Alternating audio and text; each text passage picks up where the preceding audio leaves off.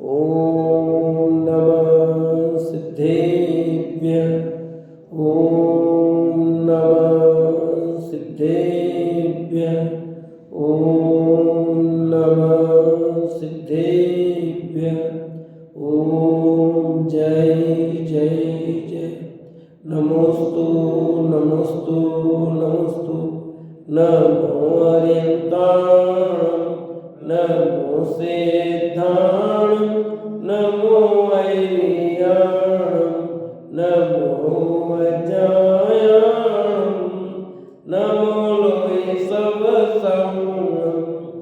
मंगलम भगवान वीरो मंगलम गौतमो गणी मंगलम कुंद कुंदारो जैन धर्मोस्तु मंगलम सर्वमंगलम मांगल्यम सर्वकल्याणकारकम प्रधानम सर्वधर्माणां जैनम जयतु शासनम जैनम जयतु शासनम जैनम जयतु शासनम। त्योमणिनियम देवं वंदिता त्योमणिंद परिपूज्यं वोच्चं अणुपेयाओ भगीजनानंद जननियो। बोली तुम्हारी मात की जय।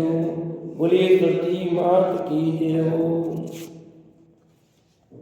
कार्तिक के अनुप्रेक्षा नाम का ग्रंथ कार्तिक के स्वामी विरचित और लुकानुप्रेक्षा की चर्चा चल रही है अपनी विगत दिनों से।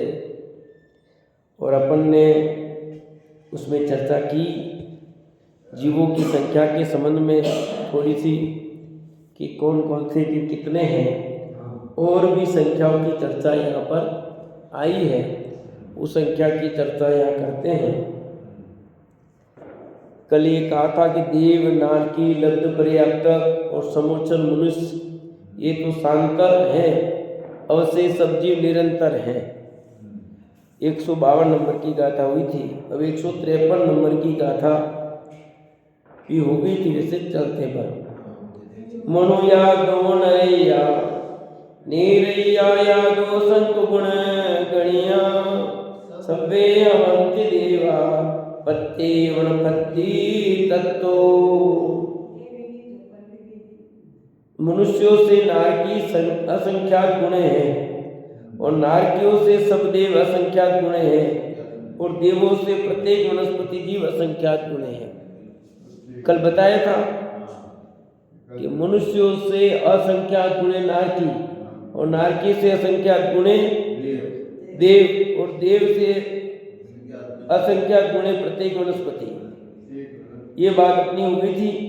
और आगे पंचक्खा चौरक्खा लद्दी पुन्ना तहेवते अक्खा वियक्खा वियकमसो विशेष ही दाव सब संख्याए।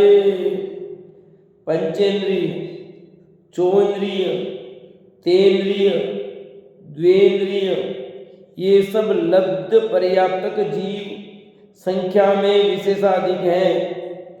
कुछ अधिक को विशेषाधिक कहते हैं, सो ये अनुक्रम से बढ़ते बढ़ते हैं। कहते हैं पंचेंद्रिय से ज्यादा चौन्द्रिय जीव है, चौन्द्रिय से ज्यादा तीन इंद्रिय है, तीन इंद्रिय से ज्यादा दो इंद्रिय। ये सब लब्ध पर्याप्तक यानी लब्धि अपर्याप्तक। लब्ध पर्याप्तक का मतलब क्या, संधि विच्छेद करेंगे तो लब्धि अपर्याप्तक जीव संख्या में विशेषाधिक है। यानी कुछ अधिक को विशेषाधिक कहते हैं। कुछ अधिक, बहुत ज्यादा अधिक नहीं, संख्या गुणा नहीं, कुछ अधिक। तो पंचेंद्रिय से अधिक चार इंद्रिय जीव हैं, चार इंद्रिय से ज्यादा तीन इंद्रिय जीव हैं, तीन इंद्रिय से अधिक दो इंद्रिय जीव हैं। उल्टा को दो इंद्रिय से कुछ कम तीन इंद्रिय, तीन इंद्रिय से कम चार इंद्रिय, चार इंद्रिय से कम पांच इंद्रिय। ये इंद्रिय की अपेक्षा कथन हो गया। एक इंद्रिय सबसे ज्यादा अनंता अनंता अनंता अनंता अनंता जीवराशि एक इंद्रिय है, क्योंकि उसमें निगोदिया भी आते हैं। पृथ्वी का एक, जल का एक, अग्नि का एक, वायु का एक, वनस्पति का एक, सब आते हैं। इसलिए एकेंद्रीय जीव है अनंता अनंत जीव राशि।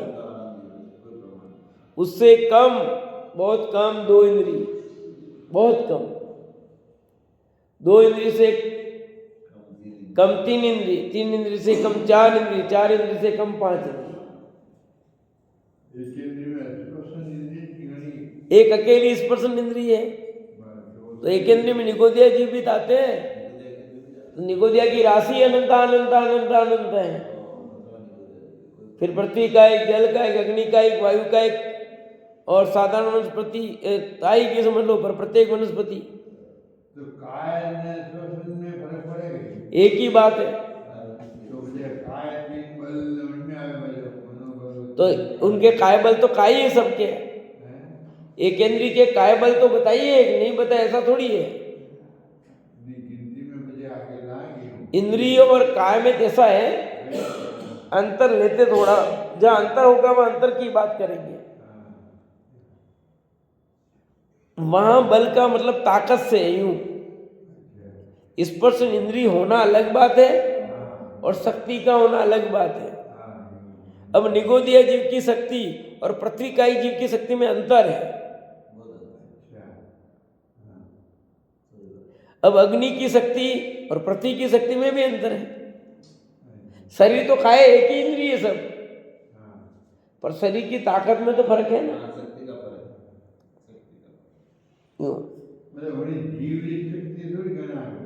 क्यों उस जीव की शक्ति तो गिनेगी। अब आप मनुष्य, आपका भी शरीर है, इनका भी शरीर है, मेरा भी शरीर है, पर तीनों की शक्ति एक जैसी है क्या?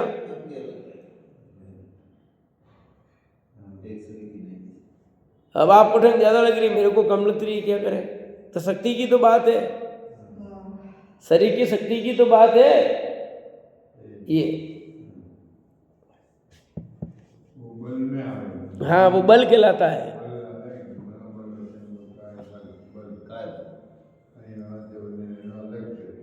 वो अलग चीज है, यूं भेद है ना।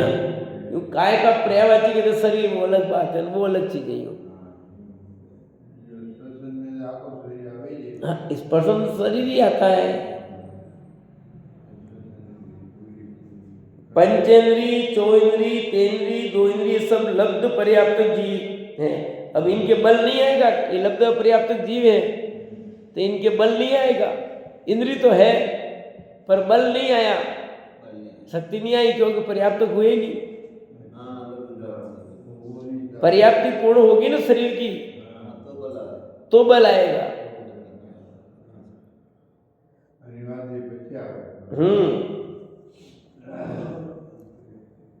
चौरखा पंचखा वेखा तये जानते अखा, एदे पज्जति जूदा अय्या अय्या कम्मेनेव।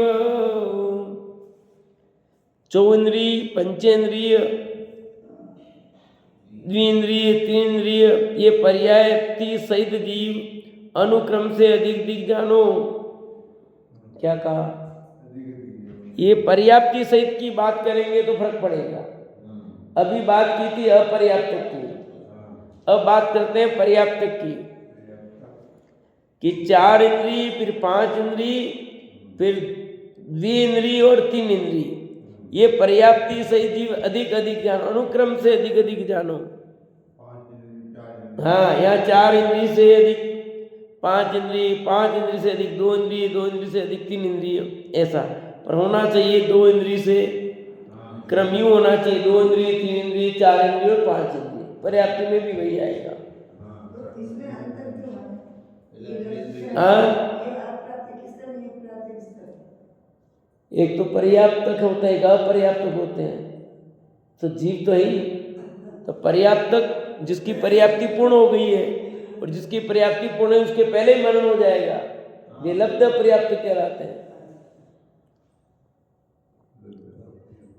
परिवज्जे सुमाणम शेष त्रिखाण पुण्य देहाणम, इक्को भागो हो दिहु संखातीदा अपुन्नाणम। सूक्ष्म जीवों को छोड़कर अवशेष पर्याप्ति त्रिंच है, उनका एक भाग तो पर्याप्त है और बहुभाग असंख्यात अपर्याप्त है। बादर जीव थोड़े हैं, अपर्याप्त बहुत है, इसका अर्थ ये किया। यानी सूक्ष्म जीवों को छोड़ दो, उसके बाद जो बचेगी पर्याप्त क्रिम जो हैं उनका एक भाग तो पर्याप्त है और बहु भाग असंख्याते अपर्याप्त है। हाँ, बहुत भाग तो अपर्याप्त है और कम भाग है वो पर्याप्त है। एक इंद्रिय जीव की बात चल रही है, हाँ, सूक्ष्म जीवों को छोड़कर। फिर कहते हैं सुमा पज्जातणम इको भागो हवैन्यमेण संकिज्जा खलु भागा तेसी पज्जति देहाणम। सूक्ष्म पर्याप्तक जीव संख्यात भाग है, उनमें अपर्याप्तक जीव एक भाग है। सूक्ष्म जीवों में पर्याप्त बहुत है, अपर्याप्त थोड़े हैं। एक सूक्ष्म और बादल जीवों की बात चल रही है कि सूक्ष्म जीव की बात करें तो सूक्ष्म जीवों में पर्याप्तक ज्यादा है और अपर्याप्तक कम है।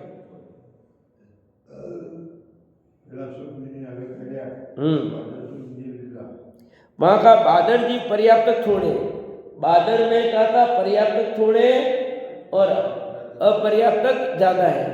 अब यहाँ कहते हैं सूक्ष्म जीवों में, पहले बादल की बात की थी, अब सूक्ष्म की बात की।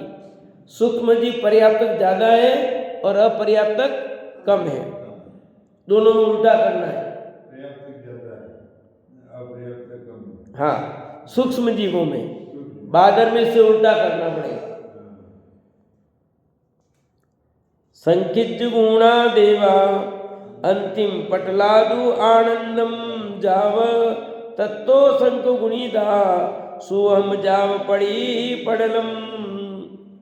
देव अंतिम पटल से लेकर नीचे आनस स्वर्ग के पटल पर्यंत संख्यात गुणे हैं, उसके बाद नीचे सोधर्म पर्यंत असंख्यात गुणे पटल पटल प्रति हैं। कुछ समझ में आया कि सबसे पहले ऊपर लेना 5 अनुत्तर, वहां से लेकर के आनस स्वर्ग तक तो संख्यात है, संख्यात ही गिनती की है मतलब। फिर आनंद प्राण से नीचे से लेकर सोधर्म स्वर्ग तक की बात करें तो कहते असंख्यात है, असंख्यात देव है। सोधर्म इंद्र एक क्या हुआ, पर देव तो बहुत है, देवों की संख्या है, उसमें इंद्र भी शामिल होता है सब उसमें। तो यहाँ जो संख्या बताई जाती है वो इंद्र विंद्र सब शामिल होते हैं इसमें। तो ये सोधर्म पर्यंत असंख्यात गुणे पटल पटल प्रति, असंख्यात गुणे हैं, इन्हें बढ़ते बढ़ते हैं। आना स्वर्ग से नीचे भी उससे बहुत ज्यादा और से ज्यादा और ज्यादा और ज्यादा, ऐसे सीधी सट बात नहीं है। में ऊपर जाएंगे तो कम होते जाएंगे और ऊपर से चलेंगे तो नीचे से लोग। आपने पढ़ा शांति पाठ में अकृत्रिम चैत्यालयों की संख्या, ऊपर ऊपर जैसे गए कम होती गई की, और ऊपर से चले तो नीचे तक बढ़ती गई। तो ऐसा क्यों हुआ? तो देवों की संख्या कम है तो वो भी संख्या कम है। तो संख्यात लिखा खाली, ऊपर 5 अनुत्तर है, असंख्यात नहीं है वो जीव, क्योंकि इतना पुण्य प्रबल को अगले भाव में मोग जाने वाले वे सब तो। और 33 सागर की आयु कम थोड़ी है, और अगले भाव में मोग जाने वाले वो तो। 608 जीवी 6 माह में 800 जीवी मोग जाते हैं। फिर असंख्यात होते तो गड़बड़ हो जाता ना। इसलिए संख्या ऊपर ऊपर जैसे जाते जाएंगे कम होती जाएगी, क्योंकि इतना पुण्य करने वाले जीव उच्च उच्च का भी कम होते हैं। जैसे जैसे बढ़ेंगे उतना धर्म करने वाले जीवों की संख्या कम होती जाएगी, तो ऊपर संख्या भी कम होगी, पाप करने वालों की संख्या बढ़ती जाएगी। तो पाप करने वाले में भी ज्यादा पाप करने वालों की संख्या कम होगी। ज्यादा पाप करने में। हाँ, सातवें नरक की जितनी जीवों की संख्या उतनी छठे की थोड़ी, छठे की और ज्यादा है, छठे से पांचवें में से बढ़ते से। तो बहुत ज्यादा पाप करने वाले जीवों की संख्या भी कम होगी, बहुत धर्म करने वाले की संख्या भी कम होगी। ये नियम है। अधिक से अधिक पाप जीव खूब करने का कितने लोग होंगे बताओ ना मेरे को भाई। नहीं करते। सामान्य पाप सामान्य पुण्य बहुत जीव करते हैं। मार्केट में देख लो, दुकान, नमक मिर्च किराने की दुकानें कितनी मिलेगी, उतनी कपड़े की दुकानें हैं, और जितनी कपड़े की दुकानें हैं उतनी बर्तनों की दुकानें हैं, जितनी बर्तनों की दुकानें हैं उतनी सब दुकानें सोने चांदी की है क्या? सोने चांदी की जितनी दुकानें उतने हीरे पन्ने की हैं। उदयपुर में कितनी हीरे पन्ने की दुकानें ढूंढ लो, देखिए एक मुश्किल में मिलेगी, एक मुश्किल से एक या दो हो तो जो हीरा पन्ने का व्यापार करते हो। सोना चांदी वाले ही करते सब, उसमें तुक्की तुक्की के रखते, तो कितना माल रखते हैं हीरे पन्ने का बताओ। तो इसका व्यापार करने वाले कम मिलेंगे, क्योंकि खरीदने वाले कम है। उतनी महंगी चीजें खरीदने वाले कम है कि नहीं?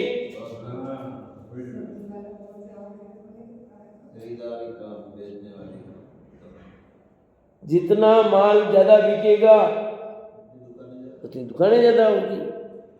तो हाई क्वालिटी का माल बहुत जो महंगा होता खूब, वो कम होंगे, और बहुत सस्ता होता है उसको खरीदने वाले भी कम होते हैं। मीडियम में ज्यादा होंगे, मध्यम में हमेशा ही। सबसे हल्का माल खरीदने वाले भी कम होंगे और बहुत ऊंचा माल खरीदने वाले भी कम होंगे। तो ऐसे बहुत पाप करने वाले जीव की संख्या भी कम होगी और बहुत धर्म करने वालों की संख्या भी कम होगी, क्योंकि जीव बहुत अधिक पाप नहीं कर सकता है, कम ही जीव कर सकते हैं, और बहुत अधिक धर्म भी नहीं कर सकते हैं। अपने कहावत है, जे कम में सूरा ते धम में सूरा। वृद्ध वृषभ नारायण सैनन के जो जीव होते हैं वही जीव सातवें नरक जा सकते हैं या मोक्ष जा सकते हैं। कौन जाते हैं? सैनन में बात करें, वृद्ध वृषभ नारायण सैनन वाले ही सातवें नरक जाएगा या फिर मोक्ष जा सकता है। तो पाप करने की ताकत उनमें ही रही ना, और सबके सैनन होता नहीं है। सभी जीवों के सैनन नहीं होता ये।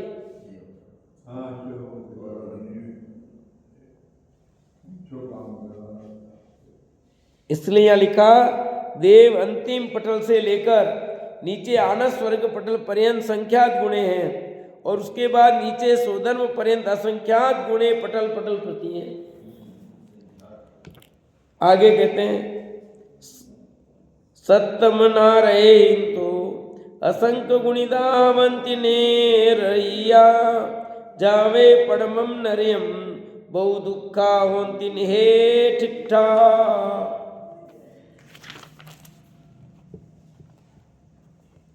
सातवें नरक से लेकर ऊपर पहले नरक तक जीव असंख्यात गुणे हैं। पहले नरक से लेकर नीचे नीचे बहुत दुख है, यानी सातवें नरक से ऊपर जाएंगे तो असंख्यात गुणे नारकी बढ़ते जाएंगे। तो यानी सबसे ज्यादा पाप करने वाले उससे कम, उससे कम, उससे कम, उससे कम, उससे कम, उससे कम, उससे कम। पर पाप की दृष्टि से बहुत ज्यादा करता तब नरक में जाता है। पर पहले नरक तक जाने का जितने भी पाप करते हैं उतना पाप दूसरे नरक जाने तक का नहीं करते हैं। दूसरे नरक में जाने का जितना पाप करते हैं उतना तीसरे नरक का नहीं करते हैं।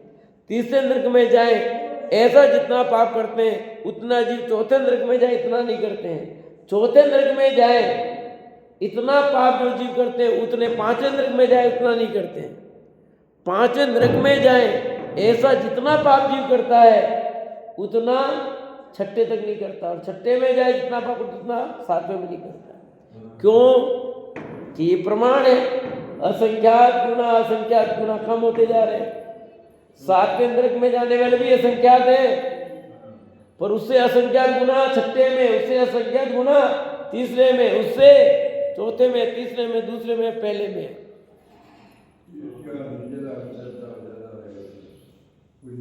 और फिर क्या लिखा? पहले नरक से लेकर नीचे नीचे बहुत दुख है। पहले नरक से ज्यादा दुख दूसरे नरक में है, दूसरे नरक से ज्यादा दुख तीसरे नरक में है, तीसरे नरक से ज्यादा दुख चौथे नरक में है, चौथे नरक से ज्यादा दुख पांचवें में, पांचवें से ज्यादा दुख छठे में, और छठे से ज्यादा दुख सातवें में। अब आप पूछोगे है तो नरक की? बिल्कुल, बात तो नरक की है तो सब नरक की भैया, और दुख भी है।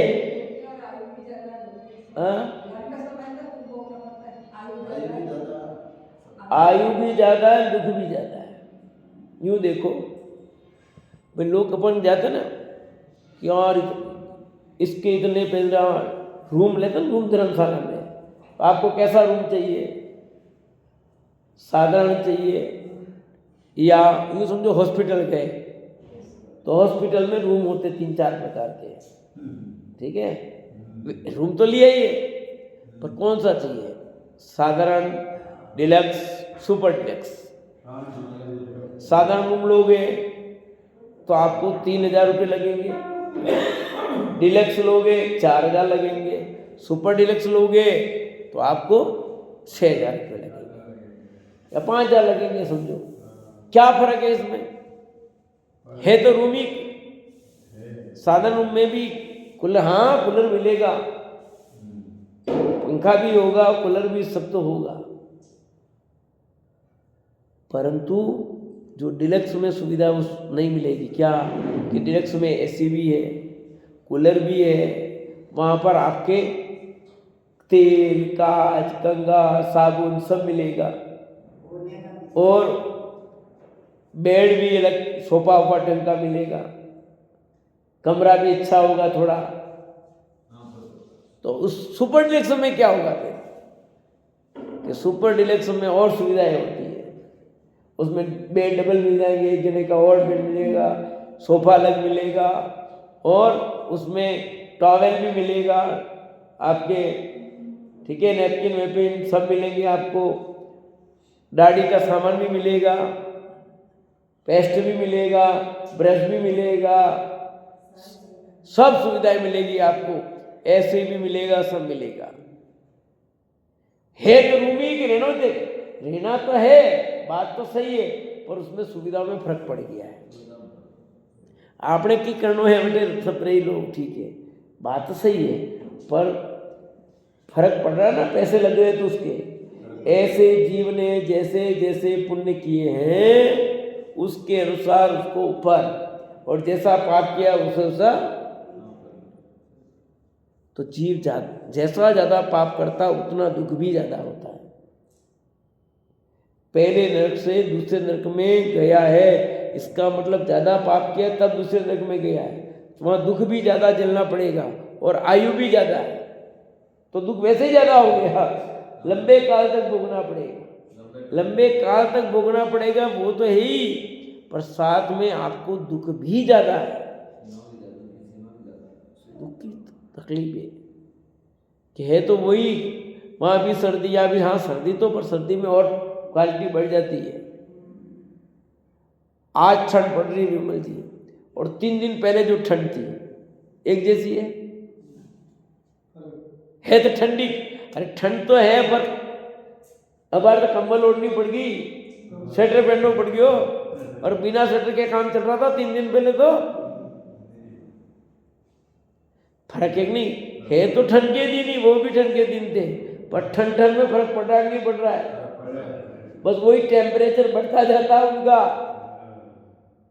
है तो इतने में सर्दी, इतने भाग में गर्मी, पर उनकी गर्मी में भी लेवल ज्यादा है, सर्दी का लेवल बढ़ता हुआ है, और वेदना देने वालों की स्थिति भी बुरी है, क्योंकि पाप ज्यादा किए तो पापों का फल भी पूरा मिलेगा भैया। सब कर्मों का अपने ही परिणामों का खेल है, किसी का कोई दोष नहीं है। यहाँ जो भी सुविधाएं मिली है, जो भी मिल रहा है, जैसा भी मिल रहा है, सब अपने अपने ही परिणामों के अनुसार जो कर्म बंधे उसके अनुसार मिल रहा है। अब तू इसका उपयोग कैसे करता वो तेरे पर निर्भर है। जैसे देव है, देवगति में गया, पुण्य के उद्देश्य मिल गया, पर उन भोगों में उलझ जाते हैं, तो फिर मर करके एक इंद्रिय पैदा हो जाते हैं, दो इंद्रिय हो जाए। क्यों? उनको तो अरे मौको मिलो करो भोग। यही जीव मनुष्य करता है। पुण्य के उद्देश्य अनुकूलता मिल गई ज्यादा, तो उसका बस ये कर रहा, वो कर रहा, वो कर रहा, खा रहा पी रहा, रात को ठिकाना नहीं, कुछ नहीं, गाड़ी में दौड़ रहा, ये दौड़ रहा, ऐसा लगता है कि हो बस। अभी आया था ना गुरुदेव के प्रवचन में, क्या आया कि 50 लाख में 1 लाख दान दे दिया, धन्य काय का? धन्य धूल का दान किया उसने कि 50 लाख में 50 लाख दान कर दे तो भी धूल है, तो भी धन्य नहीं है। यूं किया है कि 50 लाख और 50 लाख दान कर दे तो भी धन्य नहीं, कि नहीं काय का धन्य? ये धूल का दान करने वाला धन नहीं होता, जो धन्य स्वरूप आत्मा उसका अवलंबन लेने वाला धन्य होता है। क्या कहा था? यही आया था अमृतलाल जी की नहीं?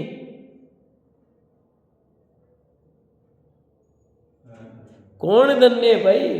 अपने को लगता होगा धन्य धन्य धन्य, इतना डाल धन्य तो स्वरूप का अवलंबन लेने वाला है भैया।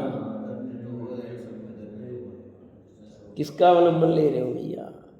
ये तो धूल है, धूल का त्याग करना अपने को लगता है वो मैंने बहुत बड़ा त्याग कर दिया। क्या त्याग किया? धूल का त्याग करता, धूल मिट्टी है, उसमें कौन सा इतना बड़ा, पर अपने को बहुत महिमा आती है, बहुत महिमा आती है।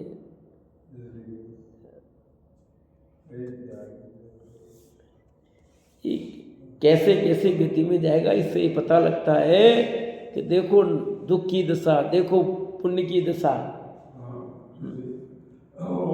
इतना बड़ा देव भी बन गया, कुछ नहीं किया, इतना पाप करके नीचे नरक में चला गया तो भी कुछ नहीं किया। हाँ, दुख भोगा तो असर नहीं पड़ा, पुण्य भोगा तो असर नहीं पड़ा, है जैसा का जैसा रहा।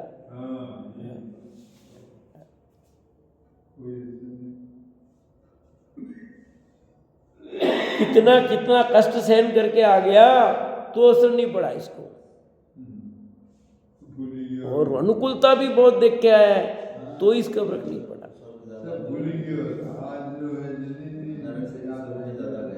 इसको ख्याल में नहीं आता ना भाई कि मैं क्या कर रहा हूं। कपसुरा भावनिया हिंतर देवा कहे जो ईसिया, बेहोती असंख गुणा संख गुणा होती जो ईसिया। कल्पवासी देवों से भवनवासी देव यंत्र देव, ये 2 राशि तो संख्यात गुणी है, और ज्योतिष देव यंत्रों से संख्यात गुण है। कहते हैं कल्पवासी से असंख्यात गुण है, भवनवासी और यंत्रवासी है।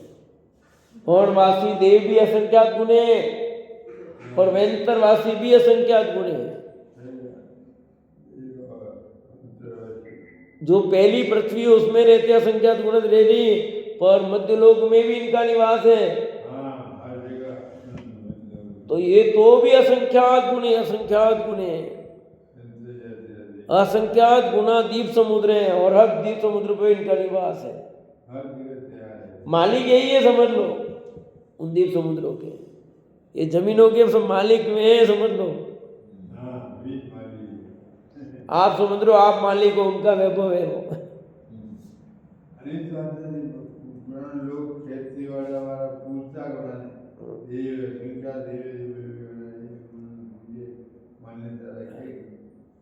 असंख्यात गुना,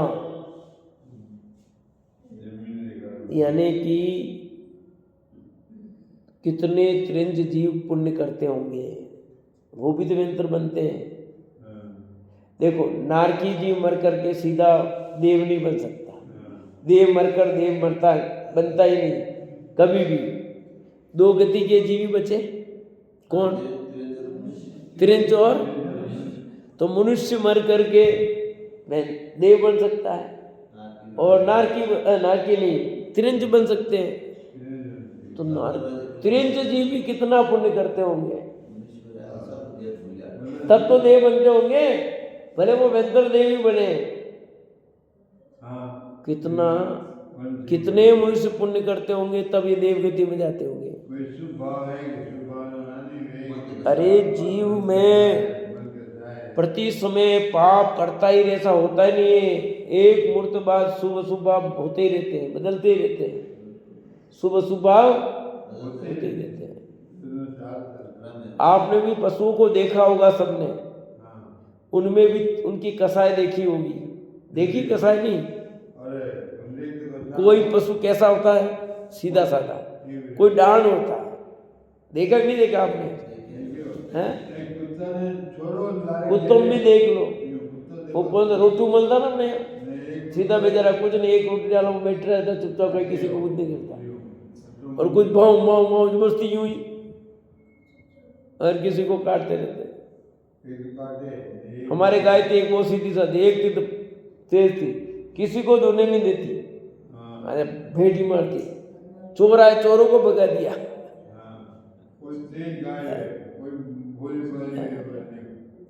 हमारे गाय की एक बार चोर आए, सब पशु खोल लिए, उस गाय को नहीं छू सके, वो बहुत मारने जाते, उसके कारण सारे पशु बच गए। हो जाता ना, तो सबके अलग अलग परिणाम होते हैं भैया। बेलों में भी अलग अलग परिणाम, गाय बकरी सब जीवों के परिणाम एक जैसे नहीं होते। कहते नहीं, एक आता रोज दर्शन करने आता है, तो पशुओं में भी ऐसे भाव होते हैं। प्रवचन हो रहा था, चुपचाप आके बैठ गया कुत्ता और सुन रहा प्रवचन। हाँ, मुनिराज को आहार दे रहे थे, पशु देख रहे थे चारों, और उनके परिणाम बदल गए, नहीं बदल गए, और देव बन गए चारों। कौन कौन?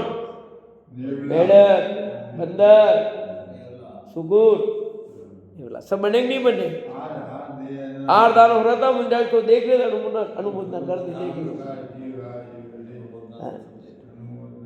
देख रहे, भाव बदल के देख लो।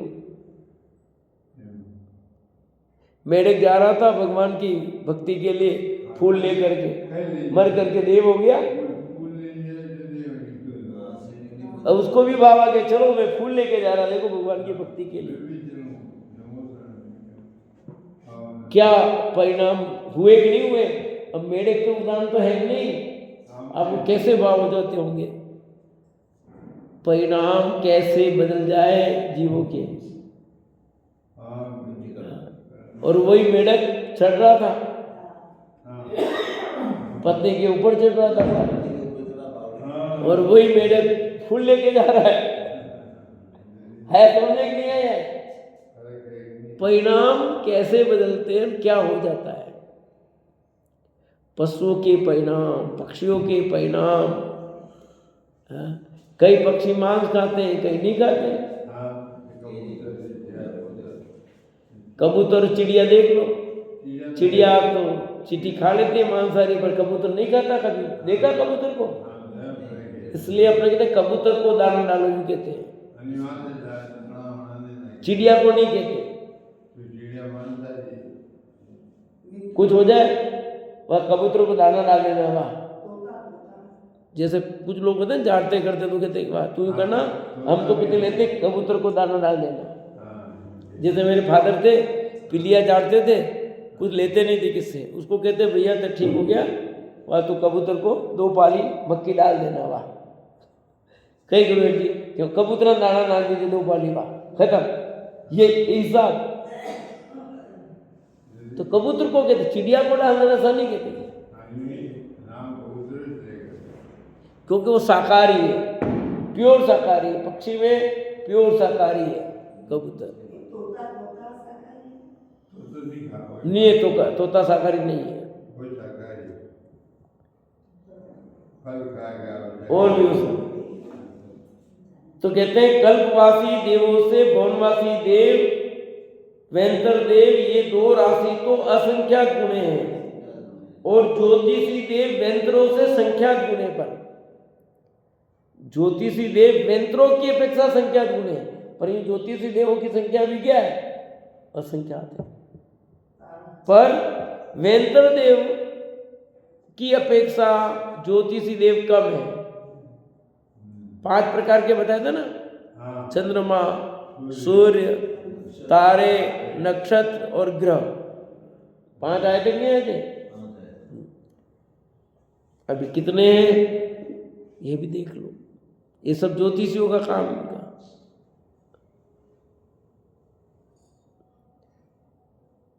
ज्योतिषी देव यंत्रों से संख्यात गुणे हैं। अब आगे केंद्रीय जीवों की आयु कितनी होती है, आयु का प्रकरण अब शुरू होता है। अभी ये चर्चा किसकी होगी पूरी?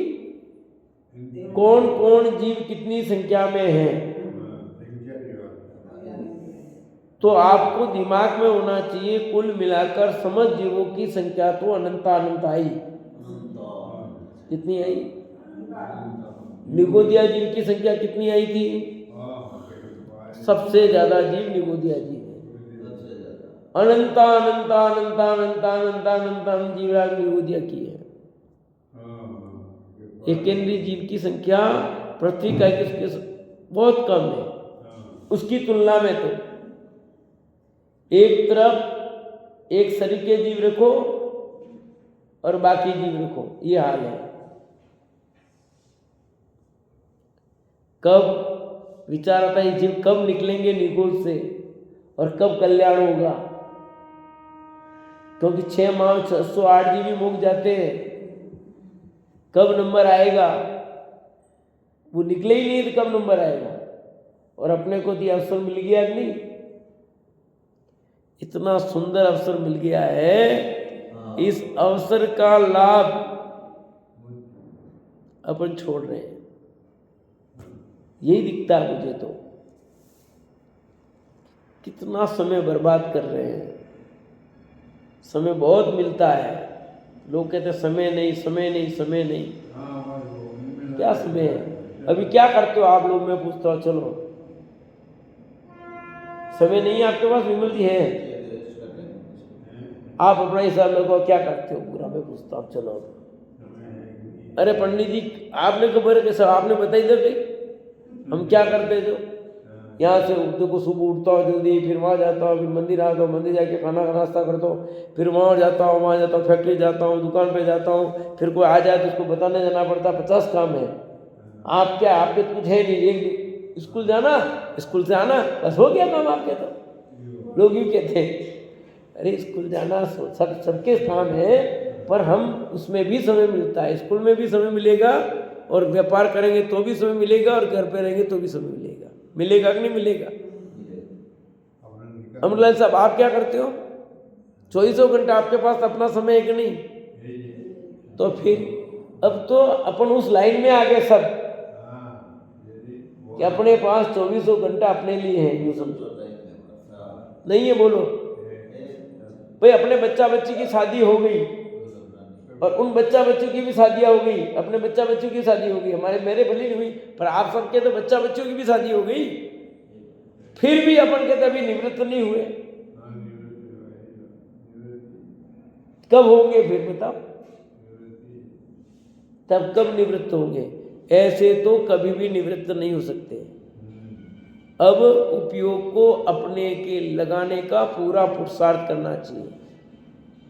किताबें बहुत पढ़ना से नहीं होगा, जो पढ़ा सुना है उसको जीवन में उतारने का पुरुषार्थ करना पड़ेगा, स्वभाव का अवलंबन लेना पड़ेगा, उपयोग को स्थिर करने का प्रयास करो।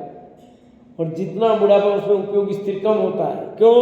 सर्दी लगती है, कभी गर्मी लगती है, कभी कान दुखता है, कभी आँख दुखती है, कभी कुछ दुखता है, कभी कुछ दुखता है। अब मैं क्या कहूँ उसको, समझ लो तुम।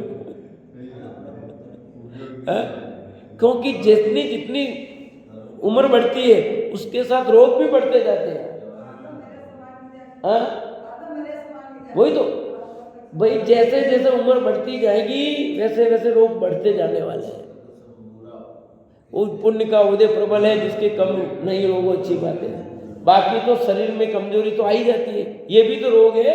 फिर रोगी वो ताकत नहीं रही आपके शरीर में जो कर चुका। आप 1 घंटा स्वाध्याय में 2 बार पेशाब करना जाना पड़ जाए आपको, या 1 बार तो जाना ही पड़ जाए, 1 घंटा पूरा बैठ नहीं सकते, हाँ ये तो ये क्या रोग नहीं है? रोगी तो ये रोग हुआ ना आपका। तो आप बोलो फिर कैसे करोगे स्थिरता, बोलो। इसलिए जितना समय है उस समय को अपने स्वभाव का आश्रय लेने के लिए पुरुषार्थ करना चाहिए, इससे अपना मंगल हो। नहीं तो ये सब जीवों की संख्या बताई है, इसमें तू घूम के आया है, 13वें नंबर हुआ है। अब इन सब जीवों से पार उतरना है, इन पर्याय से पार उतर करके स्वभाव का अवलंबन लेकर के अपने स्वरूप की साधना करो। इसी बात से